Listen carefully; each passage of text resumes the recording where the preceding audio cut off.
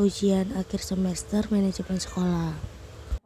Mohon maaf untuk jawaban UAS nomor 1 file video tidak ada suaranya Ibu, namun di sini saya mengingat dan menggunakan voice recorder ini untuk pertanyaan yang tadi saya ajukan adalah bagaimana penerapan manajemen sekolah di SMA Negeri 45 Jakarta mengenai perencanaan sekolah, penjadwalan sekolah, pengarahan dan pelaksanaan program sekolah, dan kontrol dan evaluasi program sekolah.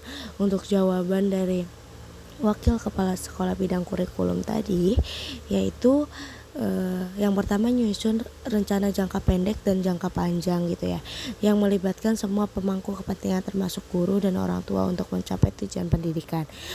Lalu untuk penjadwalan sekolah dilakukan secara efisien, memastikan semua mata pelajaran dan kegiatan ekstrakurikuler itu terintegrasi dengan baik. Lalu dalam pengarahan dan pelaksanaan program, setiap program diawali dengan pengarahan kepada guru dan siswa untuk memastikan pemahaman yang jelas dan pelaksanaan yang lebih efektif. Dan yang terakhir mengenai kontrol dan evaluasi ya, tadi jawabannya kami secara rutin gitu ya melakukan evaluasi untuk mengukur hasil program dan membuat penyesuaian yang diperlukan gitu. Baik, ini adalah jawaban UAS nomor 2 yang dimana RPPS SMA Negeri 45 Jakarta yang di dalamnya berisi mengenai karakteristik peserta didik, karakteristik pendidik, dan tenaga pendidikan. Lalu juga ada visi misi dan tujuan SMA Negeri 45 Jakarta yang terdiri tujuan jangka pendek, jangka menengah, dan jangka panjang. Serta di dalamnya terdapat perencanaan pembelajaran mengikuti kurikulum merdeka, ada implementasi pembelajaran dan pembelajaran berdiferensiasi, serta evaluasi pembelajaran serta adanya penjelasan mengenai asesmen. Lalu di dalam juga terdapat penjelasan mengenai pendampingan, evaluasi, dan pengembangan profesional. Assalamualaikum warahmatullahi wabarakatuh. Selamat pagi Bapak, terima kasih telah meluangkan waktunya untuk wawancara. Perkenalkan, saya Rifana Salsaulia, mahasiswa Universitas Negeri Jakarta, program studi pendidikan fisika.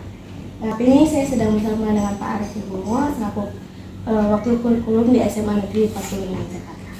Baik Bapak, topik yang mau saya bahas mengenai Undang-Undang Nomor 20 Tahun 2003 tentang Sistem Pendidikan Nasional merupakan dasar hukum yang mengatur penyelenggaraan pendidikan di Indonesia. Undang-undang ini juga menekankan pentingnya pendidikan yang berkualitas dan merata serta memberikan landasan bagi pengembangan kurikulum dan metode pembelajaran di sekolah. Oke, dalam konteks tersebut saya ingin menanyakan beberapa hal mengenai pandangan Bapak mengenai implementasi undang-undang ini di SMA Negeri 45 Jakarta. Baik, untuk pertanyaan pertama Bapak, saya ingin mengetahui perspektif Bapak mengenai pentingnya undang-undang di dalam konteks pendidikan. Bagaimana Bapak bisa melihat peran undang-undang ini dalam pengembangan pendidikan di sekolah SMA Negeri 45 Jakarta? Undang-Undang Nomor 20 Tahun 2003 ini tetap kita jadikan sebagai landasan sih. Landasan dalam penentuan SK ataupun barangkali dalam penentuan kurikulum, tetap kita jadikan sebagai sebuah landasan. Kita jadikan sebagai sebuah landasan. Tapi kan memang secara keseluruhan kan kita hanya pada tataran praktis ya, mengetahui seperti apa di undang-undang itu terkait dengan isinya, pasalnya kan kita belum banyak yang memahami ya. Yang jelas itu adalah tentang sistemnya saja, itu tentang sistem pendidikan nasional. Itu barangkali. Oke, untuk pertanyaan selanjutnya Bapak, saya ingin mengetahui ini tentang tantangan yang konkret gitu ya, mungkin yang dihadapi dalam penerapan undang-undang ini gitu. Dalam pelaksanaannya apa saja sih Pak tantangan yang mungkin dihadapi di sekolah ini mengenai undang-undang tersebut? Kelihatannya tantangan itu hanya pada tantangan yang pengejawantahan daripada undang-undang ya. Jadi pengejawantahan dari undang-undang itu kan kemudian lahir ke Permen, Perdirjen, ataupun Kepmen itu kan. Nah, tantangannya adalah bagaimana menerapkan itu semua gitu. Kan turunannya kan yaitu tadi Permen atau Permen Dirjen atau Kepmen. Udah itu kan yang diterbitkan oleh kementerian begitu kan, tinggal kita menerapkan permen-permen seperti itu tuh bagaimana, seperti itu misalkan ya, terkait dengan kurikulum nasional sekarang ini ya itu tantangannya sebenarnya lebih pada tataran praktis sih kalau kita dalam menerapkan Undang-Undang Nomor 20 2003 ini gitu. Jadi bukan kepada wilayah konseptualnya gitu ya. Kita lebih kepada tataran praktis penerapan daripada turunan Undang-Undang Nomor 20 ini gitu. Pertanyaan ketiga Pak, mengenai langkah-langkah yang mungkin strategis gitu ya Pak, untuk memastikan bahwa visi dan misi ini sejalan gitu dengan undang-undang di SMA Negeri ini. Kalau visi dan misi sekolah pasti sejalan dengan undang-undang, kan pembentukan perwujudan, kemudian menciptakan generasi-generasi insan pendidik di sekolah, sebenarnya kan ke situ ya. Itu sudah kita wujudkan melalui program-program yang merupakan turunan dari visi dan misi sekolah gitu. Jadi undang-undang ini udah sejalan lah ya Pak ya sama ini? Sudah sejalan gitu kan. Hanya saja mungkin kalau kita tahu dalamnya pasalnya seperti apa ya mungkin barangkali ada masukan lah gitu ya dari sekolah. Tapi khususnya kalau kita hanya menerapkan turunan dari undang-undang, yaitu tadi Permen, Kepmen, itu apalagi lah ya, Permendikbud gitu ya, dulu kan Permendik ya. Oke.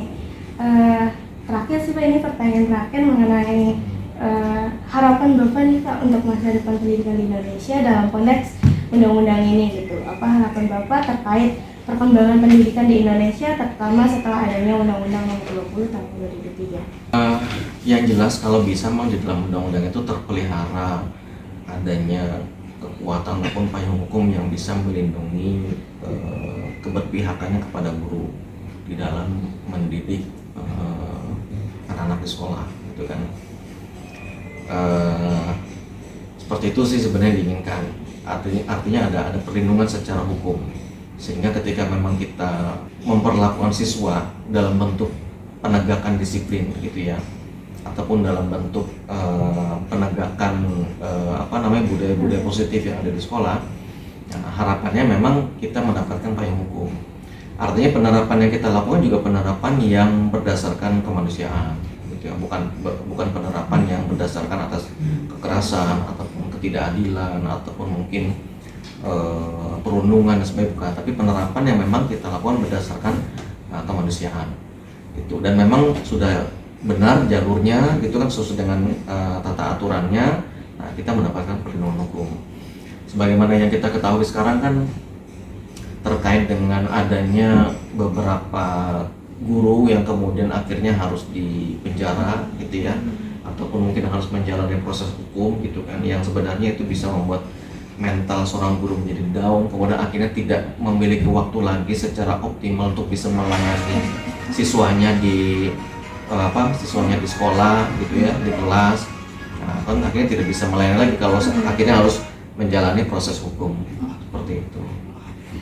Oke, berarti harapannya terdapat payung hukum lah ya untuk Oke, baik Bapak, karena tadi sudah pertanyaan terakhir, terima kasih banyak Bapak atas waktu dan penjelasan yang sangat berharga. Dan saya sangat menghargai mengenai insight yang Bapak berikan mengenai Undang-Undang Nomor 20 Tahun 2003 tentang Sistem Pendidikan Nasional di SMA Negeri 45 Jakarta.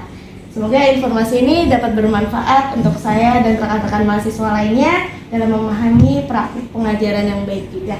Wassalamualaikum warahmatullahi wabarakatuh.